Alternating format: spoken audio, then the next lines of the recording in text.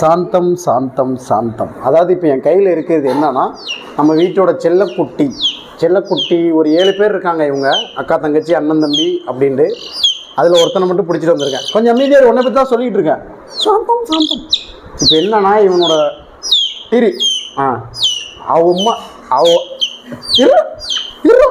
அவ அம்மா வெளியில் நிற்கிறாங்க.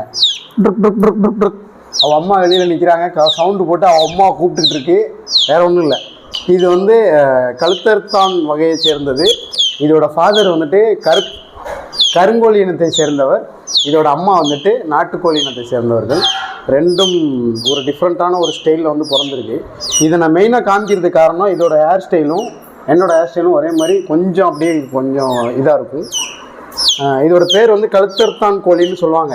உங்கள் ஊரில் இதை எப்படி சொல்லுவீங்கன்னு கமெண்டில் சொல்லுங்கள். இது ஏன் கழுத்தர்த்தான் கோழின்னா, இதுக்கு வந்து கழுத்துக்கு கீழே இடையில வந்து அந்த ரெக்கை இருக்காது.